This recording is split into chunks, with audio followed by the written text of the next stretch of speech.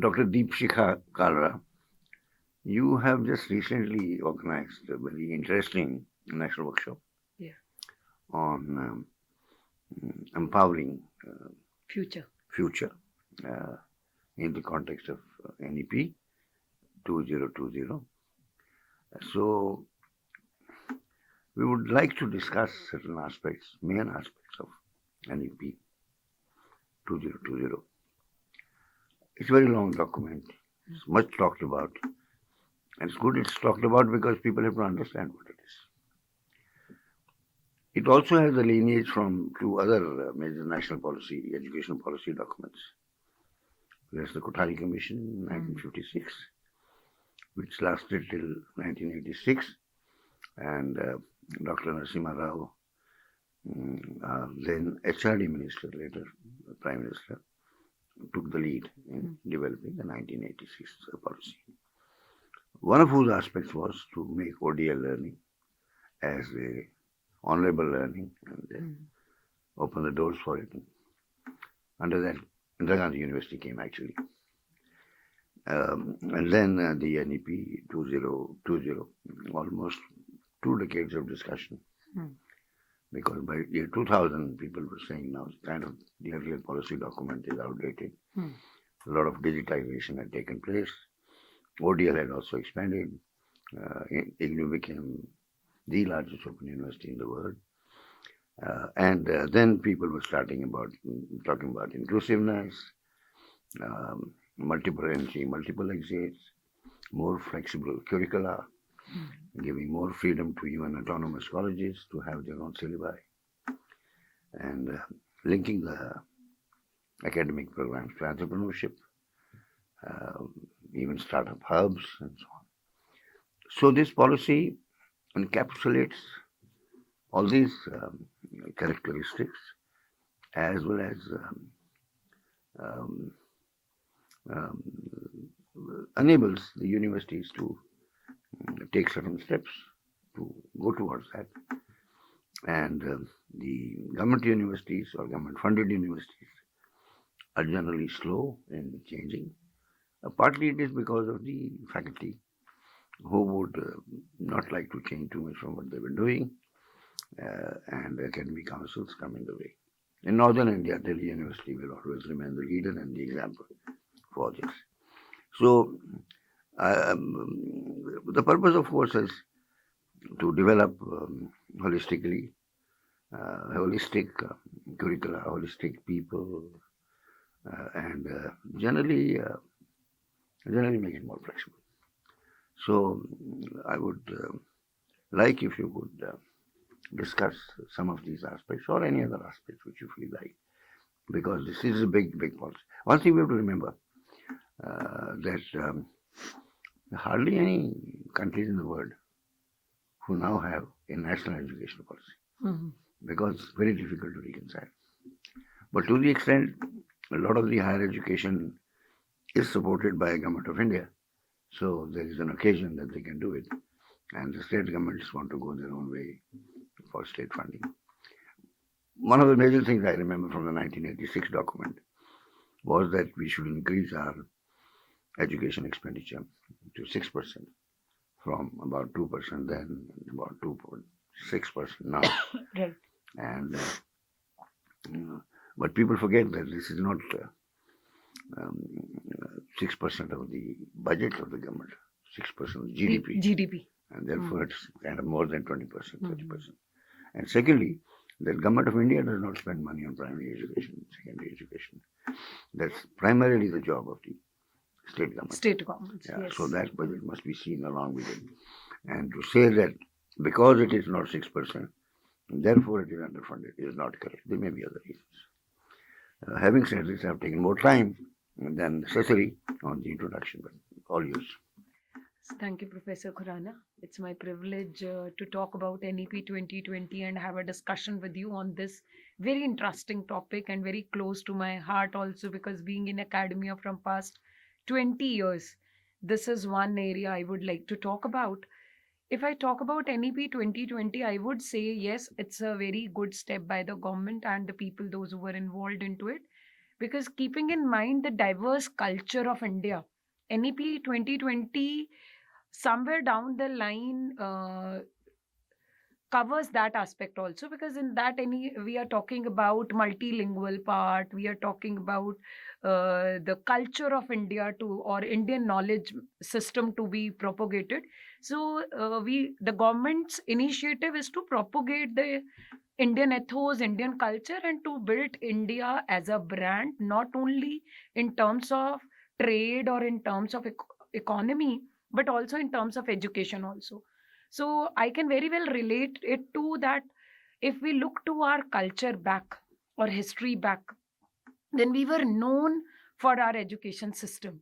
Nalanda was the first university in the world having so much of research, and the history says that the research of Nalanda was so strong that one of the Mughal emperor, when he fell sick at that time, he could not get treatment from anybody. Then he was suggested by one of his darbari only that he should go to Nalanda University. There the professors in the medical department can help him to recover. And then he was like, I don't want them to touch me. And those professors in Nalanda University said, okay, you must be praying to God. So once you are praying to God, you just pray to God, and sitting a distance from you, we can treat you. And they treated him, and he was absolutely fine.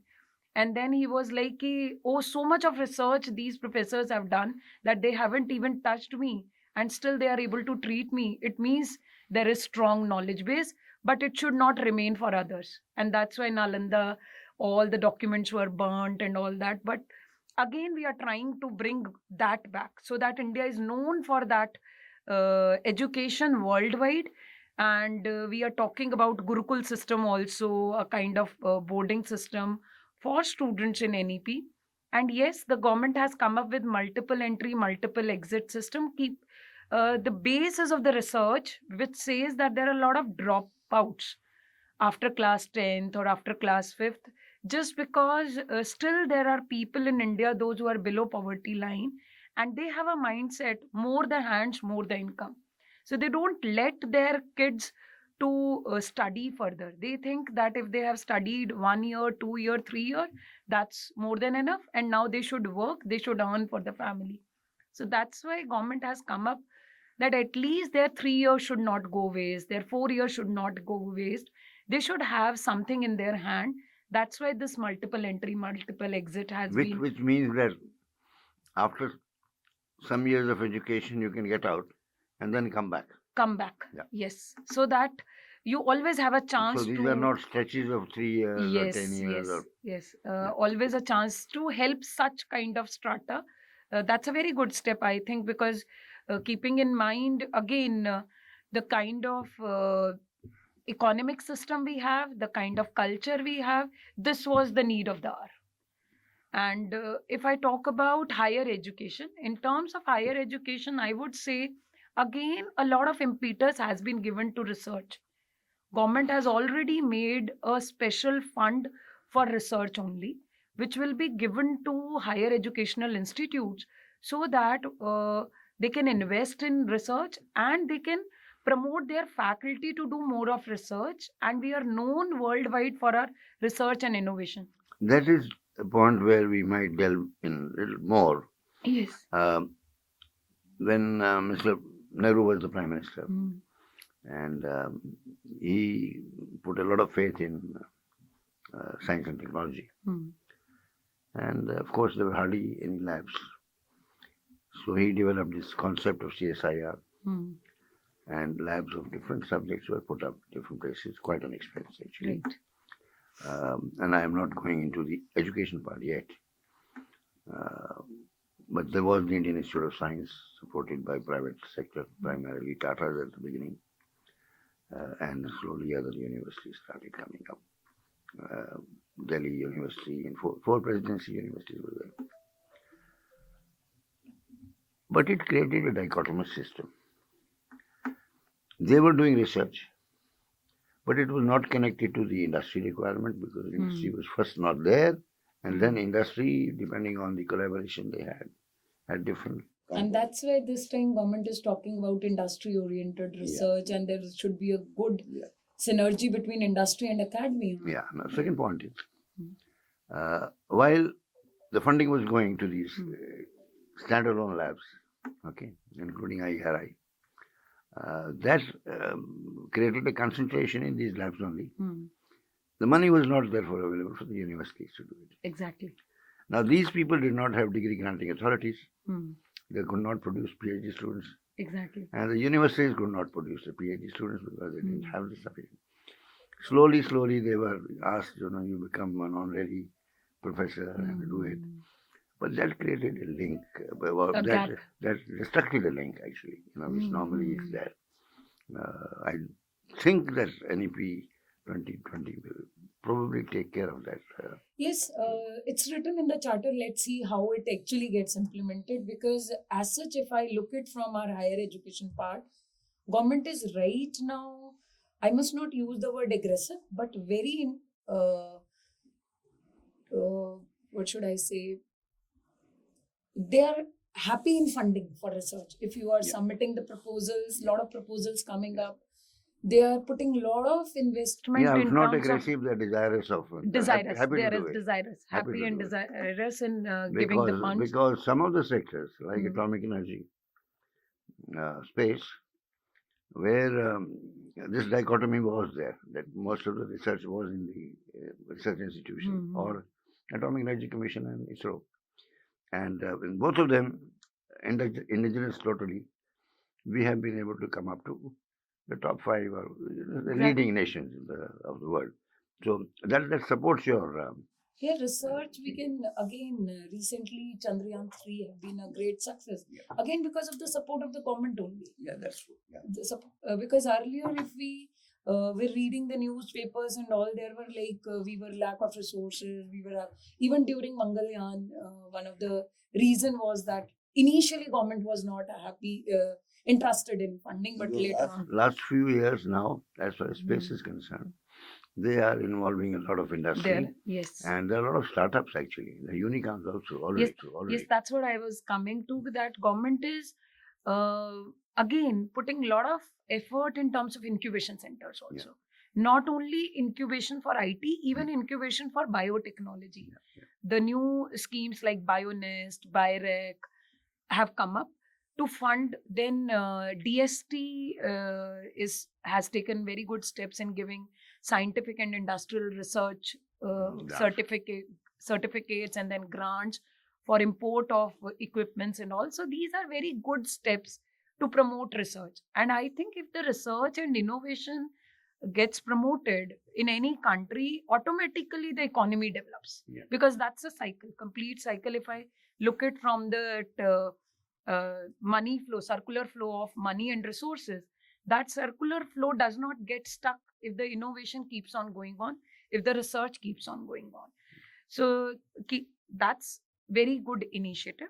And from higher education, when we are talking about skill development, NSDC has come up with very good list of skills which are to be developed, and which can be a checkpoint for higher education, that whether their students are able to reach to that level or not. So that's another initiative. Then if I talk in terms of holistic development, yes, not from the higher education perspective, government is putting efforts right from the primary sector, that sports have been made mandatory, yoga classes have been introduced, counselors have been appointed.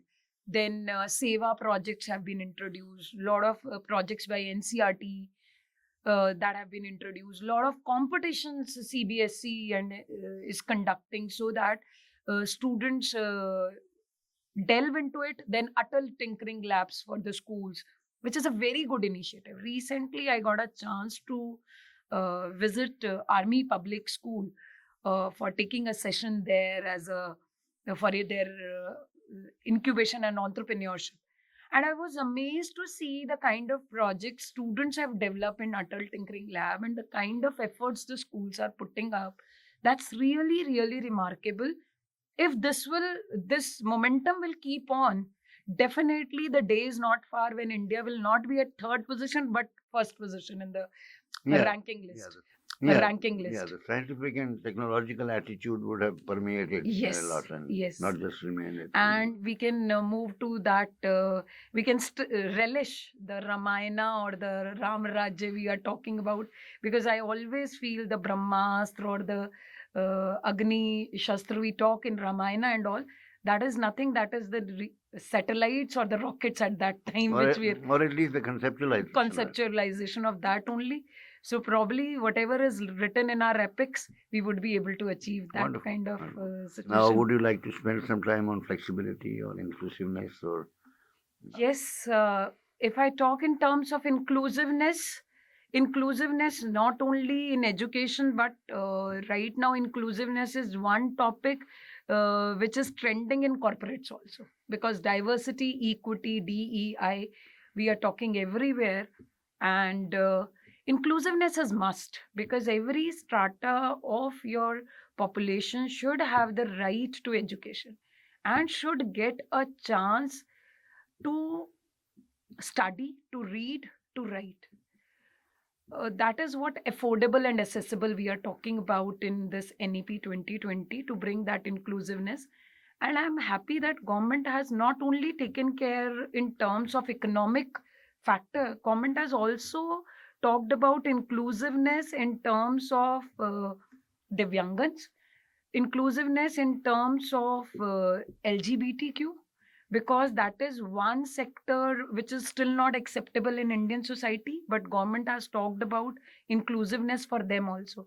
So they have touched from demographic perspective also, and they have touched it from the geographic perspective also, so that that inclusiveness could be brought in. It seems you are a fan of NEP 2020.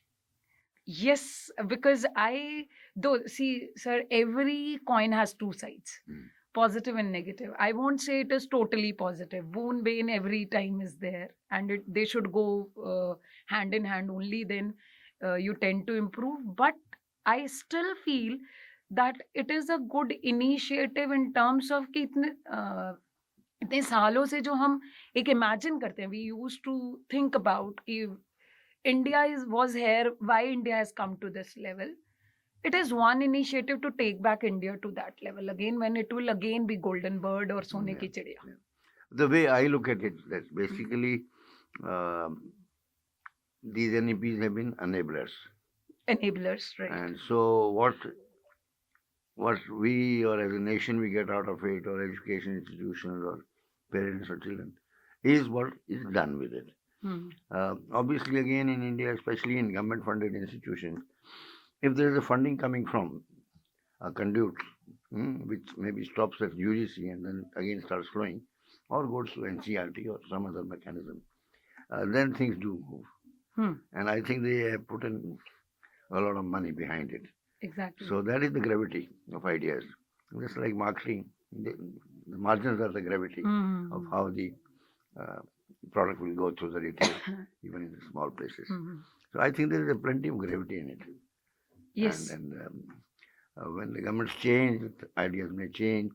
But the past suggests that Kothari Commission lasted for 30 years. Then NEP2 lasted for from 86 till 2020. So that's 34 years.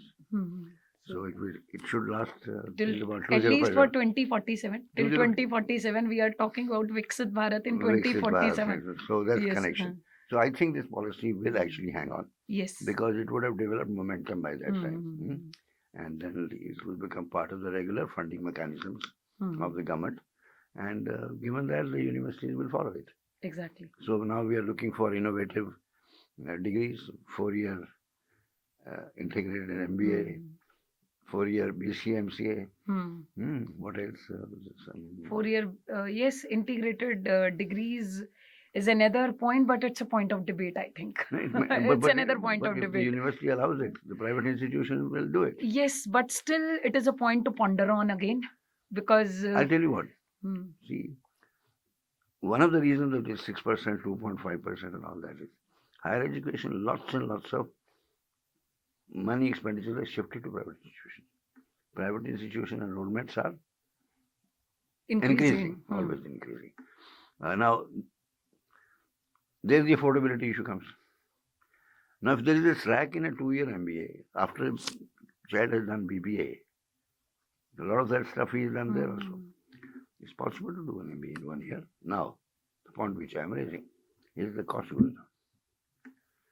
A 2-year MBA will cost so much, and a 1-year MBA will cost so much. Right. Therefore, people will jump towards that. People will jump, but we should discuss it from the perspective of their development. One side, we are talking about their holistic development, we are talking about their incubation, entrepreneurship, and so many things. And the other side, we are saying 1 year will Master's suffice. degree is not a first degree. No, it's not a So first they would degree, they sir. would have done things No. while they're at bachelor's, relaxed. Still, it is a point to Sure, discuss. sure, We sure. can have it in the next video, because again 40 minutes or 50 minutes required for this one. Really? Okay, okay. That big. So, let's then go towards closing it, unless you want to make a closing comment on it. Closing, yes, I would say it's a good initiative, and as you rightly said, it's an enabler. It will work as an enabler, and it is thought-provoking also for a lot of people, those who were at times started thinking that education or even delivering education is a cakewalk. It's not a cakewalk, because we are building the future By of... the way, the ODL has opened up now. Yes. ODL is considered similar. MOOCs up to 40% you can take. So it has become hybrid education. And of course, as we open up more, we can take courses from abroad, different universities and all that. Yes. They'll become more flexible about it. COVID has given us a way that hybrid education can also be a success. Yeah. And it can also be made interesting. And that's why not only India, worldwide, we are talking about hybrid education. If I talk about predictions by Harvard, predictions by Wharton, or MIT, Salient, they all are talking about that future is of hybrid education only. So that paves the way for ODL and of online, offline, or maybe distance learning and regular going together. That's why it's called ODL now. ODL, yes. Oh, it's open. Open. Whatever you want to do. Okay, thank you very much. Thank you. Dr. Kala. Thank you, sir.